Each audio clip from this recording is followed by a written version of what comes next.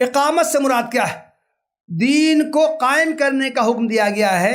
دین کو قائم کرنے کا مطلب کیا ہے؟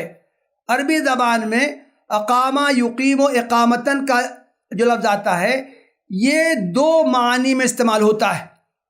اگر کوئی چیز مادی ہے، وہ جسم رکھتی ہے، تو اس کے لیے اقامہ کا لفظ اگر آئے تو اس میں اس کے معنی کھڑا کرنے کے ہوتے ہیں۔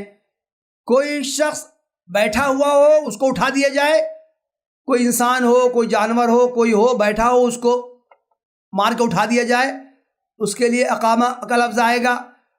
کوئی چیز زمین پر پڑی ہوئی ہو، کوئی لکڑی ہو، کوئی بانس ہو، اس کو آدمی کھڑا کر دے تو اس کے لیے اقامہ کا لفظ آتا ہے۔ ستون کھڑا کرنے کے لیے اقامہ کا لفظ آتا ہے۔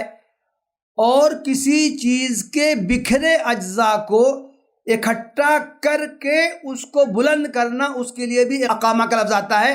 تو گویا کہ عمارت تعمیر کرنا، عمارت کے کھمبے اٹھانا، چھت ڈالنا، باقاعدہ عمارت کی تعمیر کرنا، اس کے لیے بھی اقامہ کا لفظ آتا ہے۔ لیکن اگر کسی مانوی چیز کے لیے، غیر مادی چیز کے لیے اقامہ کا لفظ استعمال ہو تو عربی زبان میں اس کے معنی عمل کرنا، رواج دینا اور عملاً اس کو نافذ کرنا کے معنی استعمال ہوتے ہیں۔ اور یہ معنی عربی ہی میں نہیں، اردو میں بھی اس کے معنی ہوتے ہیں۔ مثلاً اگر یہ کہا جائے کہ کسی نے حکومت قائم کر لی، حکومت قائم کرنے کا مطلب یہ ہے کہ لوگوں کا اپنا موتی بنا لیا، ملک کا نظام سنبھال لیا اور اس میں اپنے قوانین نافذ کر دیے۔ یہ کہا جاتا ہے کہ عدالتیں قائم ہیں، اس کا مطلب یہ ہوتا ہے کہ منصف جج مقرر ہیں، وہ مقدمات سن رہے ہیں اور اس میں اپنے فیصلے کر رہے ہیں۔ تو گویا کہ کسی کام کو رواج دینا، عمل کرنا، اس کو نافذ کرنا، اس کے لیے اقامہ کا لفظ استعمال ہوتا ہے۔ اور خود قرآن کریم کے دوسرے مقامات پر بھی یہ ان معنی میں اس لفظ کا استعمال ہوا ہے۔ مثال کے طور سے قرآن میں کثرت سے اقامت صلاۃ کا لفظ آیا ہے۔ اقیم الصلاۃ، یقیمون الصلاۃ، وہ لوگ نماز قائم کرتے ہیں۔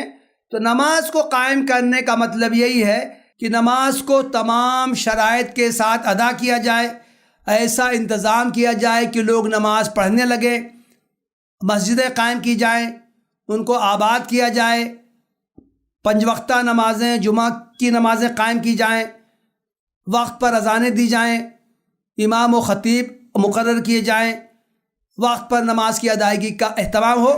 یہ سب اگر کام کیے جائیں گے تو گویا کہ اس پر اقامت صلاۃ کا اطلاق ہوگا۔ اسی طرح قرآن کریم میں ایک آئے اقامت تورات و انجیل۔ ہم جانتے ہیں کہ تورات انجیل 2 مذہبی کتابیں ہیں۔ حضرت موسیٰ علیہ السلام پر تورات نازل ہوئی تھی اور حضرت عیسیٰ علیہ السلام پر انجیل نازل ہوئی تھی۔ ان کے ماننے والوں کا حوالہ دے کر یہ کہا گیا ہے وَلَوْ أَنَّهُمْ أَقَامُوا التَّوْرَاةَ وَالْإِنْجِيلَ وَمَا أُنزِلَ إِلَيْهِمْ مِنْ رَبِّهِمْ لَأَكَلُوا مِنْ فَوْقِهِمْ وَمِنْ تَحْتِ أَرْجُلِهِمْ۔ یہاں پر اقامت سے مراد تورات و انجیل کی تعلیمات پر عمل کرنا ہے۔ یہ کہا جا رہا ہے کہ اگر ان لوگوں نے تورات اور انجیل کو قائم کیا ہوتا، یعنی اس پر عمل کیا ہوتا، اور اللہ تعالیٰ نے جو ہدایتیں ان کو دی تھی ان پر انہوں نے عمل کیا ہوتا، تو اس دنیا میں بھی ان کے لیے آسائشیں فراہم ہوتی، وہ اپنے اوپر سے کھاتے اور اپنے پیروں کے نیچے سے بھی وہ کھاتے، گویا کہ اس دنیا میں بھی ان کو آسائشیں حاصل ہوتی۔ تو گویا کہ اس آیت میں جو 4 الفاظ جو اہم ترین ہیں کہ اللہ تعالیٰ نے یہ بتایا ہے کہ یہ ضابطہ اللہ کا دیا ہوا ہے، اس نے تمام انبیاء کو ان ہدایت کے ساتھ بھیجا ہے اور آخر میں حضرت محمد صلی اللہ علیہ وسلم کو بھی بھیجا ہے، اور ان سب کو یہ تاکید کی گئی تھی کہ وہ دین کو قائم کریں۔ ایک سوال یہاں پر بعض لوگ یہ اٹھاتے ہیں کہ اقیم الدین کا مطلب کیا ہے؟ دین کو قائم کرو یا اس کا مطلب ہے دین کو قائم رکھو؟ یعنی اگر دین قائم ہے تب تو اس پر چلتے رہو، لیکن اگر دین قائم نہیں ہے، کسی وجہ سے دین پر عمل کرنا متروک ہو گیا ہے، تو اب مسلمانوں کی یہ ذمہ داری نہیں ہے کہ وہ دین کو قائم کرنے کی کوشش کریں.